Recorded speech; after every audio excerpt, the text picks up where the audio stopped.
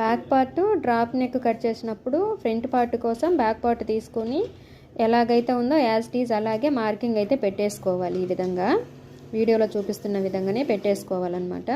Cross cutting కాబట్టి ఇక్కడ క్రాసే పెట్టాను నేను. క్రాస్ పెట్టిన తర్వాత ఇక్కడ నుండి స్కేల్తో చూపిస్తున్నాను కదా, ఇక్కడ నుండి 2.5 ఇంచుకి మార్కింగ్ పెట్టుకోవాలి ఇటు సైడ్ నుండి అటు సైడ్ వరకు. ఎందుకంటే మా ఫ్రెండ్కి చెప్పేటప్పుడు నేను ఇలాగే చెప్పానన్నమాట. నాకు కొంచెం హెల్త్ బాగలేదు, అందుకే స్కేల్తో మరీ వంగకుండా స్కేల్తో చెప్తున్నాను అనమాట. ఇప్పుడు డాట్ పొడవు చూసుకోవాలి. 2.5 ఇంచుకి స్ట్రైట్గా లైన్ డ్రా చేసుకున్నాక డాట్ పొడవు చూసుకోవాలి. అయితే ఇక్కడ బ్లౌజు ఓన్లీ పొడవు కోసమే ఒక బ్లౌజ్ అనమాట, నెక్ అది. ఇంకొక బ్లౌజ్తో కరెక్ట్గా డ్రాప్ అది డాట్స్ ఎక్కడ వరకు ఉందో అక్కడ వరకు మార్కింగ్ చేసుకోవాలి. పైన నెక్ కూడా మార్కింగ్ చేసుకోవాలి, ఎంత పొడవు ఉందో అది బ్లౌజ్కి అంతా. ఇక్కడ డాట్ కోసం 5 ఇంచులు తీసుకొని 2.5 ఇంచు డాట్ 2.5 ఇంచు ఎక్స్ట్రా ఉంటుంది, సరిపోతుంది అనమాట. ఇప్పుడు ఆమ్ రౌండ్ దగ్గర లోతు డ్రా చేసుకోవాలి.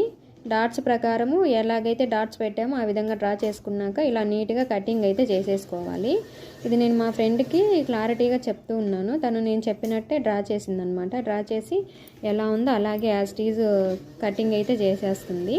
ఇక్కడ చెప్తున్నాను అంటే కొంచెం ఎక్కువ లైన్ అనేది డ్రా చేసాము, ఏ లైను అని కన్ఫ్యూజ్ అవుతుంటే ఇక్కడ కింది వైపున ఉండే లైన్కే కటింగ్ చేసుకోవాలి అని చెప్పి నేను ఈ విధంగా చూపిస్తున్నాను అనమాట.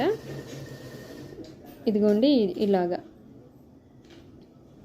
కట్ చేసేటప్పుడు కత్తెర కొంచెం ప్రాబ్లం అయింది, పట్టుకుంటుంది క్లాత్, అందుకని చెప్పి ఇలాగా వేరే చిన్నగా కట్ చేస్తుంది, చిన్నగా కటింగ్ అయితే చేసేస్తుంది.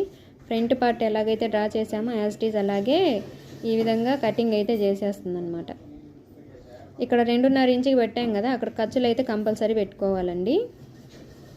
ఖర్చులు కంపల్సరీ పెట్టుకుంటే కుట్టేటప్పుడు మనకి ఖచ్చితంగా ఇక్కడికి కుట్టాలి అనేది తెలుస్తుంది. ఖర్చులు పెట్టుకోకపోతే మళ్ళీ ప్రాబ్లం అయిపోతుంది అనమాట, ఎత్తుక్కున్నట్టు అయిపోతుంది.